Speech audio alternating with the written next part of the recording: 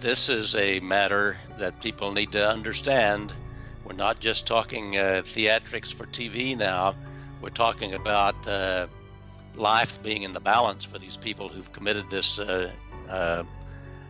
capital crime. That is, a crime for which their life can be taken. That's what he's dealing with. They are very desperate, and they're right now trying again to get a world war going. Particularly one involving the United States against Russia and China. That's the action right at this moment. Their primary objective is to destroy almost all of humanity. I've reported that since the book of 1901, that stated it as being their intent to destroy humanity, except for those humans they want to keep to serve them as slaves. What is going on behind the scenes is bigger than the magnificent accomplishments that are going on out in front of the cameras that the mainstream press is willing to talk about.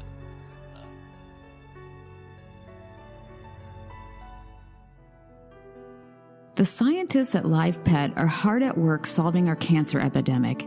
They have the most promising cancer trials going on now with pet clinics around the country that I have ever seen. You can see the promising cancer research and trials going on some of the past shows that I've done. The links are below. While working with C60 and other ingredients, these talented scientists developed a hair growth serum that really works. They sat on it for years. After all, cancer is their focus. But they now realize how much the profits from this product could really help their cancer research. So the C360 hair growth product was launched. C360 hair growth is specifically designed to revive your hair growth by targeting hair follicles and restarting your hair growth cycle. C60, the active ingredient in C360 hair growth, reactivates hair follicles that have stalled due to hereditary hair loss, physical conditions, or environmental factors that may affect follicle production. You will begin to see visible results using C360 hair growth within 3 to 6 weeks. Buy today knowing that your future hair growth will help fund very promising cancer research. See more at the link below. Welcome to Business Game Changers. I'm Sarah Westall. This episode I have Wayne Jett coming back. He's the author of Fruits of Graft, which is something you probably have never heard of if you haven't read his book. It's a very different look at FDR and the elite cabal and what they had planned during World War II and the Great Depression. Very well. He spent 6 years researching it. He'll talk about it at the end, what he did to put that book together. But he really does a lot of research as to what's really going on. He really is. He's been really down on the future of the United States until Trump came to office. And this is the most optimistic he's ever been. And he's going to share not only the good things that Trump has done that he has shared with the public, when in the State of the Union, he talks about all his accomplishments, but he's going to talk about the accomplishments and different things that are going on that the media will not report and that Trump hasn't been able to really get out there in any kind of mass way. So he's going to talk about that. And then we're going to talk a little bit quite a bit about China and Russia and Venezuela and the geopolitical, where China and Russia is and how they're trying really hard to create a massive war of the major powers in this world, and that there is another faction that's really trying hard to keep that from happening. Obviously, we don't want to go to war, but there are the group of the cabal that really want us to. And so he's going to talk about that. And for my Patrons, he's going to give some of the more interesting, he's going to find a really interesting section of his Fruits of Graft so you could get an example of what's in his book. It will blow your mind on things that you've never been taught in history. And we also talk about the universities and why, we're getting to the point now where there's so much more knowledge out there, and so many professors and university PhDs are following people like me and other truth commentators, and they're starting to get their courage up as more and more people learn about this. I truly believe the tipping point is going to soon happen where more university professors are going to come forward and say, we need to restructure how these universities are teaching things. We need to open things up, blow things up, and start looking at history from a more whole, complete standpoint and not let us just be controlled. As you all know, I taught at University of Minnesota for 5 years, and this last year I haven't been. I'd really like to teach again, but I'm into very controversial subjects, and that's fine. I have a role to play, and it is to bring information out to people. And I'm really hoping there are other people who teach at universities who are willing to come forward. In fact, I have somebody that I'm just meeting with today who teaches PhD, and she's coming forward and saying, I'm ready to go for it. You've been trying to teach me. She's like, you have been trying to make me aware for over 3 years, and now I'm waking up, and I really want, she reached out to me and she really wants to meet with me. I'm really excited that there's more people that are doing that, and maybe they can get more courage to do that. But the link to go to my Patreon is here. It's below. And let's now get into my interview with Wayne Jett. Hi, Wayne. Welcome back to the program. Hi, Sarah. Thank you very much for having me back. Oh, I love having you back. You're one of my listeners' favorite guests. I can tell by the numbers. And so I really wanted to get you back. You just recently did an analysis of not only Trump's State of the Union address, but the activities that were going on behind the scenes. It's not really behind the scenes, but things that the media is not covering and things he did not talk about. But before we get into that, I want to talk about McCabe's admitting on 60 Minutes the treason that was going on. And now the Justice Department is backpedaling and saying that never happened. What are your thoughts on that?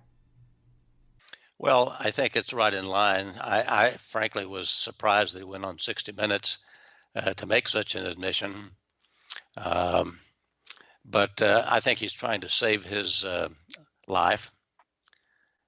This is a matter that people need to understand. We're not just talking theatrics for TV now. We're talking about life being in the balance for these people who've committed this capital crime. That is, a crime for which their life can be taken. That's what he's dealing with. And not just McCabe, but numerous others, the ones who have been actively involved in this. And as you'll recall, QAnon has been saying right along, we have it all. That is, the surveillance state that these monsters have set up to control the rest of us, or to do worse to the rest of us than just control, has been so pervasive in surveilling us, it has now been turned on them, and I think being put to good use in terms of being able to prove the crimes they've done. And I think this is going to come to the fore in the approaching weeks and months. I know I've been saying previously it's coming. It is. I'm convinced of it.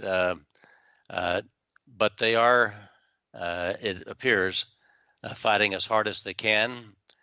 They're still trying to open serious wars.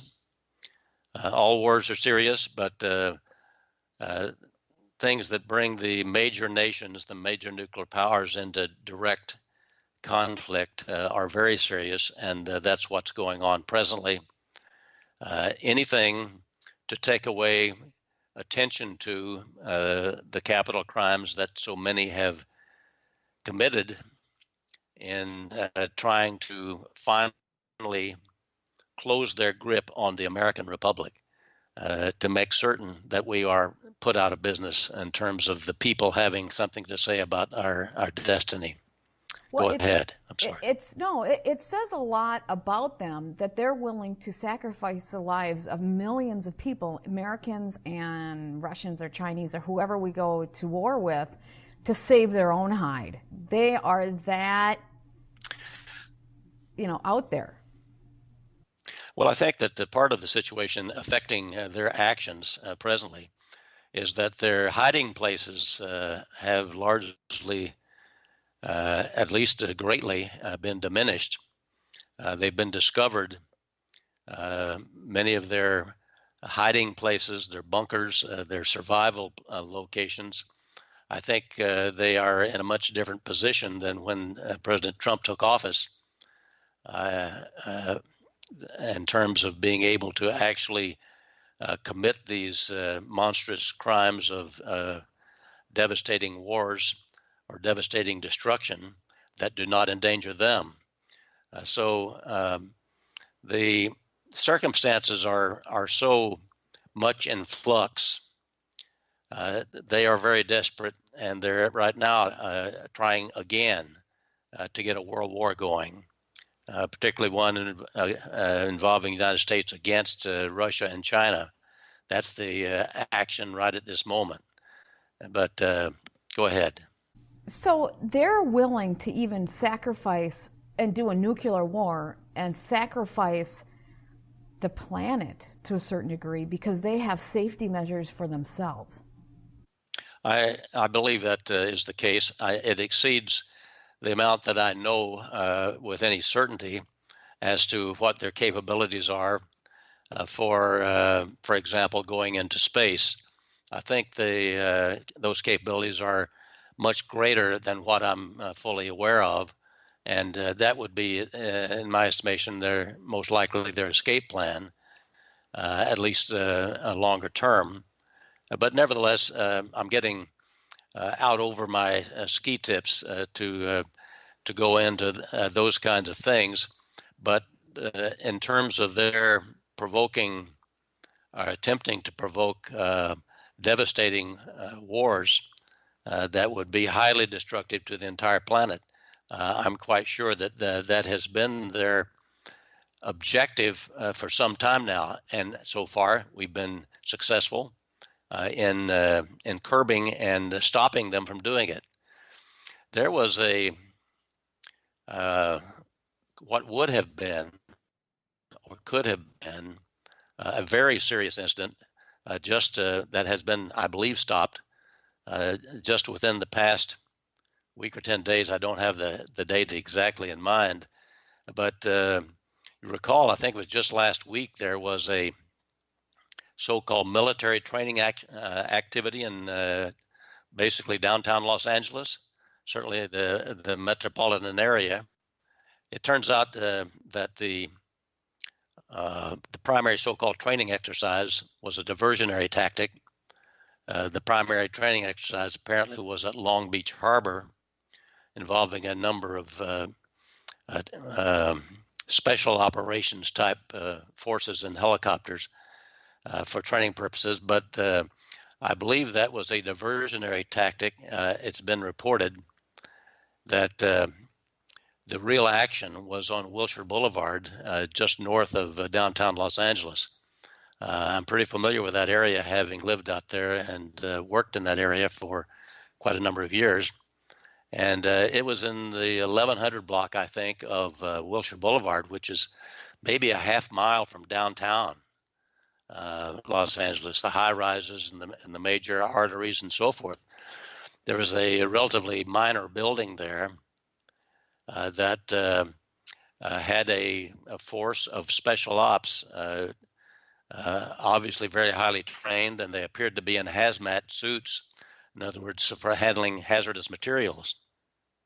They went into that building and were seen carrying out a little load on a sort of a dolly that was being wheeled along with them. All of it encased in hazmat type material. And the report is that it was a biological weapon, and it had been stored in this relatively small building that was scheduled for demolition within the next 2 weeks or thereabouts.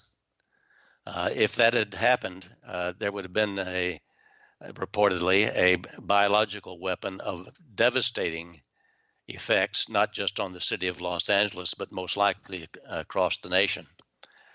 So I I credit this as good news. Obviously, the outcome is very good from the standpoint, number one, that we successfully disarmed this particular attack, but it also is clear evidence again that these people will do anything. And as a matter of fact, their primary objective is over and above simply retaliating against the attack on them. Their primary objective is to destroy almost all of humanity. I've reported that since the book of 1901, that stated it as being their intent to destroy humanity, except for those humans they want to keep to serve them as slaves.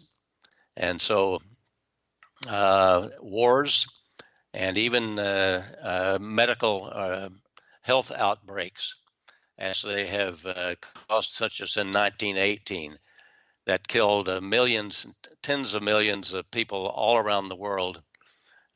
Those are just not effective enough in terms of destroying the population in order for them to have their two-class system of rulers and servants.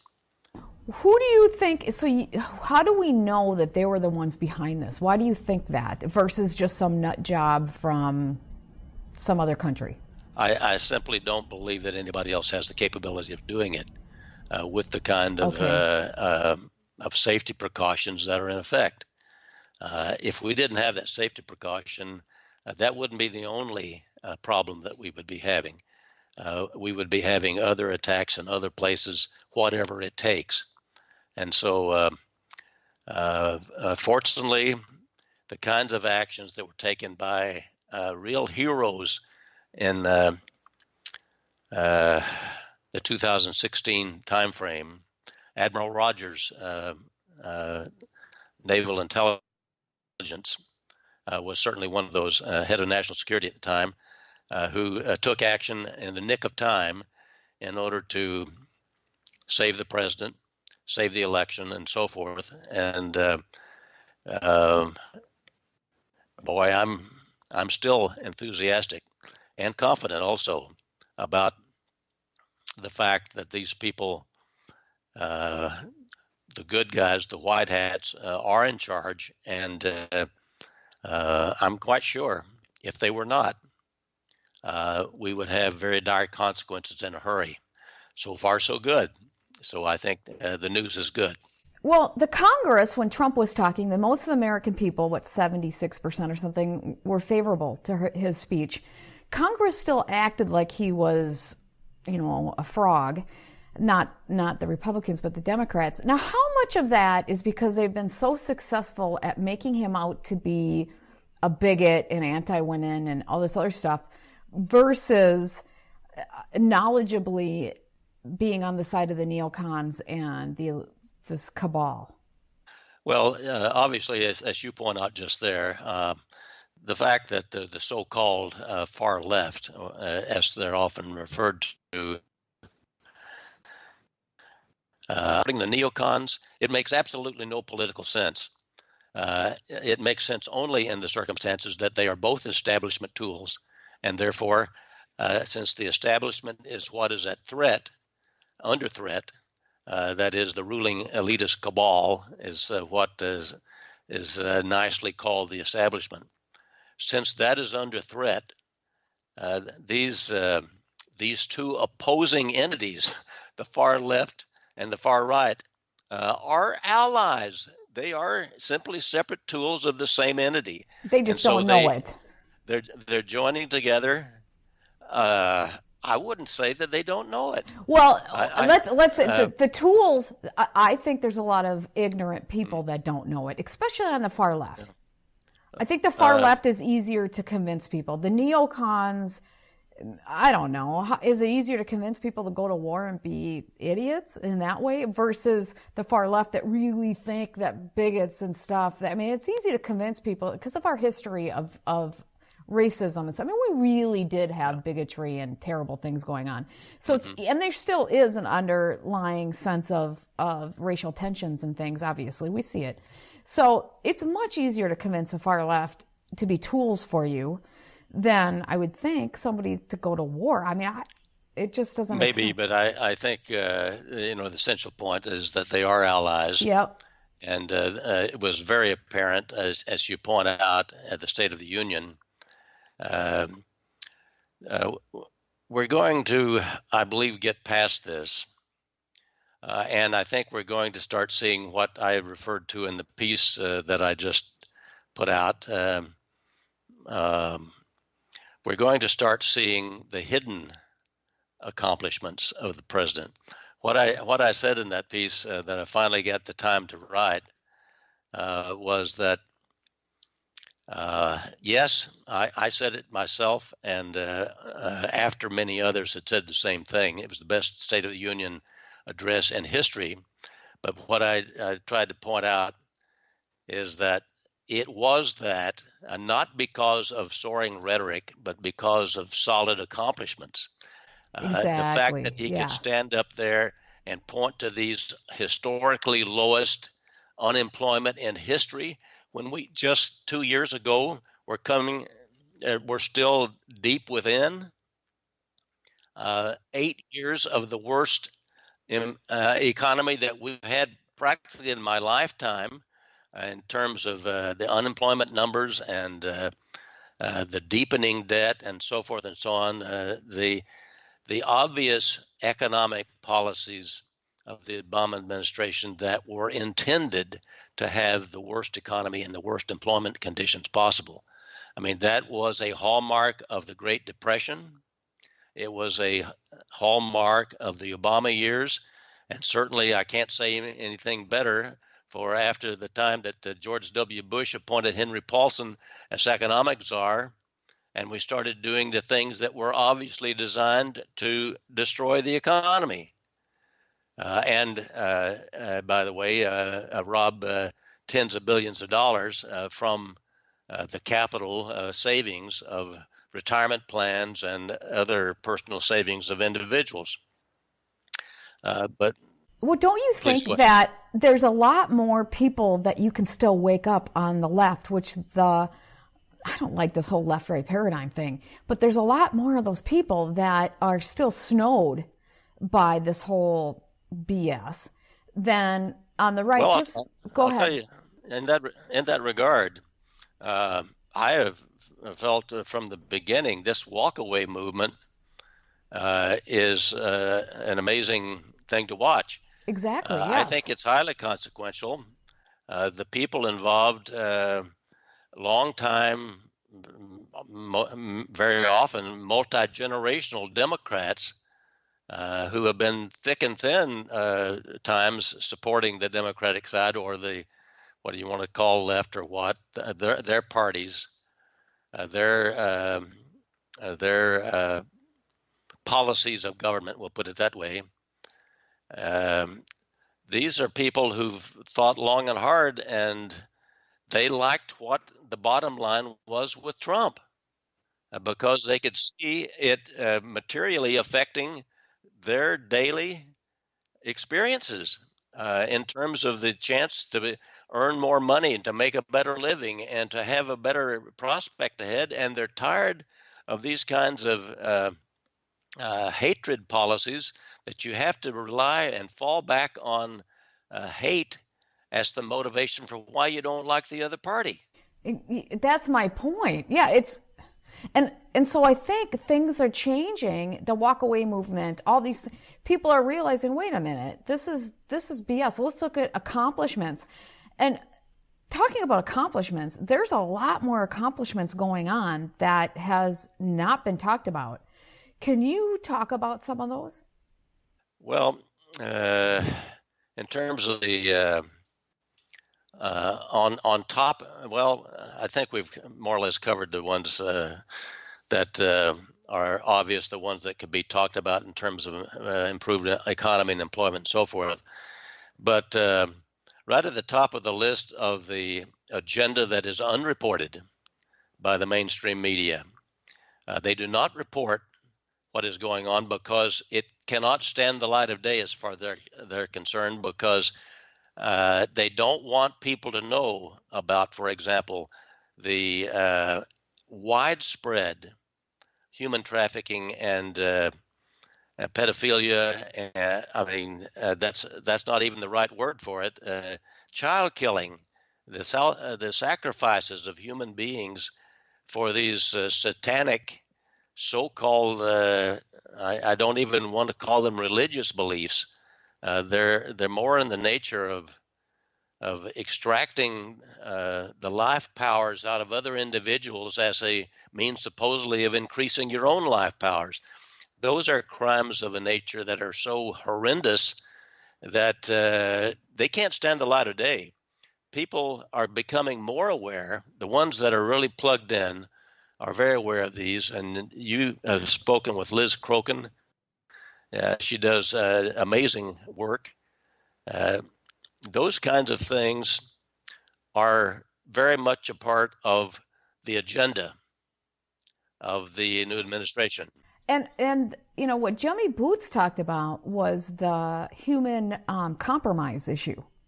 That is their currency. They compromise everyone through, you know, getting them through pedophilia or whatever they do. And so their currency is to have something over on people and force people and the people who they don't have something over on, they get them out of office or they kill them or whatever. But everybody who's in a position of power, they have some kind of compromising position on. And that's behind the human trafficking as well. That's true to the extent of the so-called political operatives. But I'm talking about the people even at the top of the cabal. They are doing these things for their own. Well, that's a whole other level of sickness. Yes. It's not ideological. It's more of a satanic type of religious practice and worship that makes them at their core. They are engaging in evil against humanity. I was going to say they're able to continue this practice because of the human compromise issues, is what I'm saying. Because no one in law enforcement is seriously taking them on, except now, which is because of the human compromise issues. But go ahead. But the things that they are doing against so many people are being done for their own use, in ways of extending their lives, in ways of simply expressing their evil toward others and destroying them and so forth. They have their own objectives of that kind that they are able to practice because they have these minions that they have compromised among people that ordinarily might be ordinary human beings with ordinary morality. But then they get them into these twisted positions that allow the ruling elite to control government operations. And all of that is being targeted, as best I can tell, by the agenda that is of Donald Trump as President of the United States, and behind the people who are supporting him, providing him military protection, providing him military and intelligence capabilities that are able not only to confront these very formidable forces that have been built up over generations, but actually to master them, to overcome them, to destroy them. That is what is going on. Now, for example, I think in the time that we have, you and I, since we last spoke, there have been 2 or 3 significant periods in which QAnon has been silent. Now, I've believed from fairly much the beginning, in terms of my understanding of a view of what was going on there, that those silent periods are in many respects the most important periods. I mean, it's very significant to have reliable, useful information coming out from QAnon. But there are times in which providing useful information might present a danger to ongoing operations. And I believe those are the times when QAnon is silent. It's not because QAnon has nothing to say or nothing more to tell us. It is because his information cannot be in a position of giving assistance to the adversaries and making it more dangerous for our forces in taking them down. So when he falls silent, it's not, oh my goodness, he's gone away, he's asleep, he's decided to give up. It is because actions are being taken, lives are at risk, and nothing is going to be allowed to somehow compromise the success of those operations. So that, I think, is a part of what tells me that what is going on behind the scenes is bigger than the magnificent accomplishments that are going on out in front of the cameras that the mainstream press is willing to talk about, even though they hate to admit it. That's what they use, as well as this off-the-wall kinds of charges and completely unsupported accusations against a sitting president that are unprecedented as far as I know in history. And yet the media that is obviously controlled by the deep state through money, through other types of controls in the major organizations that we well know about, they are continuing to talk about the things that allow them to criticize the president. We've had a warning or two, and just since QAnon has been active again, watch out for false flags. And of course, we have those, seemed like, with much too frequently. But they are obvious activities to take press's attention away from what they ought to be reporting, so they have some cover story for why they're giving attention to what they are. What you have been asking for is finally here. The Matrix Solutions Deprogramming Series, Your Right of Self-Determination, by Prime Minister David Williams, and broken down in manageable pieces for you to finally learn the truth as to what your right of self-determination really is. So now is your time to start down the track of learning to think again. Start with your right of self-determination. Use the link below to gain access to this valuable information.